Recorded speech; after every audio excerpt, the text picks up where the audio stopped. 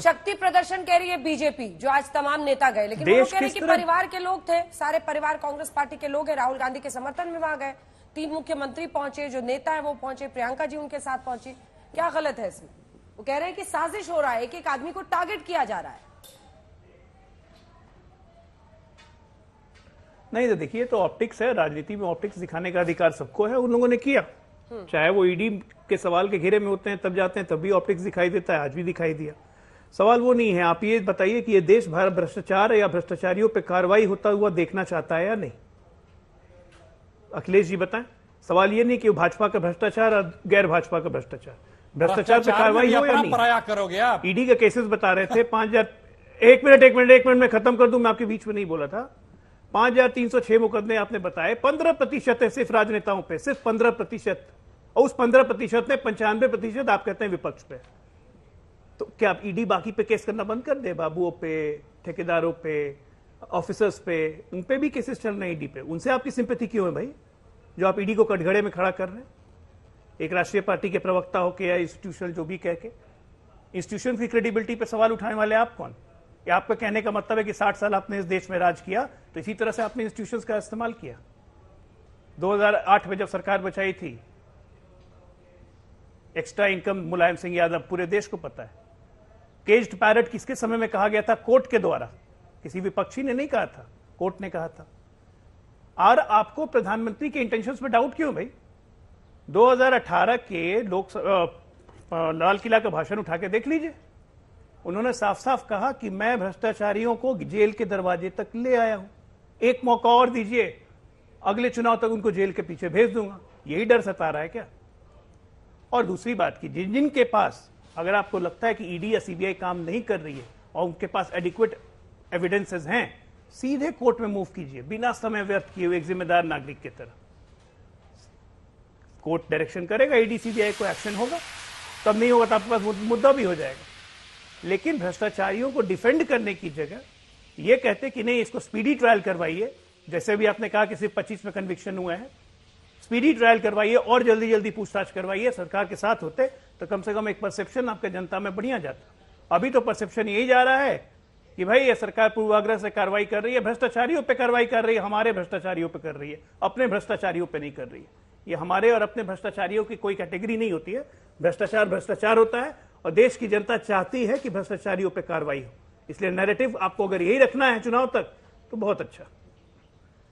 प्रियंका जी, एक जवाब इस पर, क्योंकि अगर कार्रवाई हो रही है, मामला कोर्ट में जा रहा है, तो तय प्रक्रिया के ही तहत आ रहा है।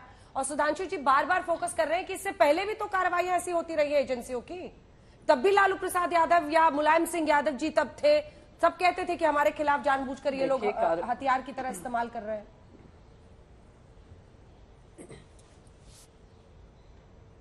नहीं, कार्रवाई होती थी, और कार्रवाई राजनीतिक मकसद से होती थी या कार्रवाई उनके जो इंस्टीट्यूशनल एजेंसीज हैं उनको काम करने देती थी, उस पर आप आरोप लगा सकते हैं। आप कह सकते हैं अगर किसी एक पे हो रहा है, पर अगर आप एक पूरा इंस्टीट्यूशनल मैकेनिज्म देख रहे हैं कि आपका एक पूरा इलेक्शन कैंपेन की तरह हो गया है, कि आपके इलेक्शन कैंपेन का ये एक टूल किट बन गए हैं, तो सवालिया निशान पूछे जाएंगे।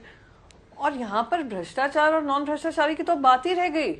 आपने ये 2014 में मुद्दा बनाया था भाई साहब, 2014 में आपने कहा था सारे भ्रष्टों को हम लोग जेल में डालेंगे, उनको फिर से रेड फोर्ट से बोलने की क्या जरूरत पड़ गई, पता नहीं आया।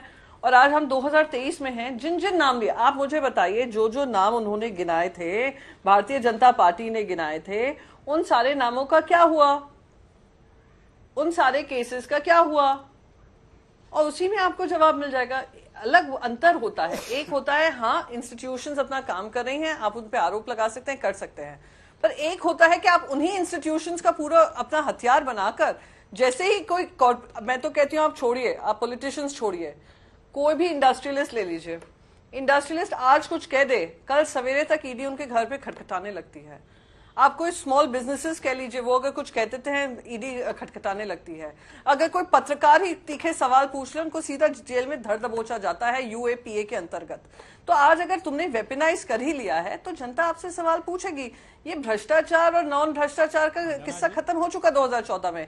2023 में जनता ये पूछ रही है कि आप इनोसेंट लोगों को भी भ्रष्टाचारी बताकर अगर जेलों में डालोगे तो क्या आपकी ये भ्रष्टाचार की लड़ाई है? और अगर आपकी ये भ्रष्टाचार की लड़ाई है तो आज आपने पार्लियामेंट इतने दिनों से बंद क्यों रखा है कि जैसे ही चालू होता है उसके 2 मिनट में ही स्थगित हो जाता है? अदानी समूह का नाम आप नहीं लेने देते, वो तो क्लियर कट करप्शन है। शेल कंपनीज का आप हवाला नहीं देते। अभी सेबी कहता है हमारे पास रिकॉर्ड ही नहीं है। Ministry of state MOS finance का हमें जवाब आया है कि शेल कंपनीज क्या होती है हमें पता ही नहीं है। और वही नरेंद्र मोदी जी प्रधानमंत्री बनने के बाद कहते हैं हमने 6000 शेल कंपनीज आइडेंटिफाई करके बंद की हैं। तो इनकी शेल कंपनीज पे क्यों मुंह बंद है? इनकी शेल कंपनीज पे क्यों कार्रवाई नहीं हो रही है? जी क्यों अदानी समूह को अपने पोर्ट्स, अपने एयरपोर्ट्स, अपना पावर, अपना ट्रांसमिशन सब दिया हुआ है? ये सवाल पूछे ना कोई भ्रष्टाचार की बात करते हैं तो। सुधांशु जी देखिए, प्रियंका जी ने सही कहा कि भ्रष्टाचार और गैर भ्रष्टाचार नहीं है, केवल भ्रष्टाचार है, कोई मुद्दा ही नहीं है किसी और प्रकार का। और जो आपने कहा तो मैं एक बार याद दिला देना चाहता हूं दर्शकों से, जाके चेक करिए। जुलाई 2008 न्यूक्लियर डील, मुलायम सिंह जी और अमर सिंह जी की वो फोटो देखिए प्रधानमंत्री आवास से निकलते हुए, और टाइमलाइन चेक करिए उसके बाद सीबीआई ने कैसे केस विड्रॉ किया था, कैसे केस को डाइल्यूट किया था 1 महीने के अंदर। जुलाई 2008 संसद का मानसून सत्र, न्यूक्लियर डील पर समाजवादी पार्टी के 38 सांसदों का समर्थन, और उसके बाद क्या हुआ था छोड़िए उसको। मगर प्रियंका जी आपने कहा कि शेल कंपनीज को पावर दे दिया है। प्रियंका जी आपको पता है पिछले 6 महीने में सबसे बड़ा पावर प्रोजेक्ट कहां से दिया गया है? राजस्थान ने दिया है 60,000 करोड़ रुपए का, सैकड़ों एकड़ जमीन दी है। ये राजस्थान में अखिलेश जी की पार्टी शेल में चली जाती है अडानी के मामले में। और सुनिए, सबसे बड़ा माइंस का प्रोजेक्ट छत्तीसगढ़ में 11,000 करोड़ का, वो माइंस के अंदर घुस जाते हैं अडानी के मामले में, वो शेल के अंदर चले जाते हैं और फिर कहते हैं शेल कंपनीज ने ये किया है। अगर पोर्ट में सबसे बड़ा हजारों करोड़ का प्रोजेक्ट दिया हुआ है केरल में, महाविकास अघाड़ी की सरकार ने दिया था। प्रियंका जी से पूछिए कि उस सरकार ने क्यों दिया था।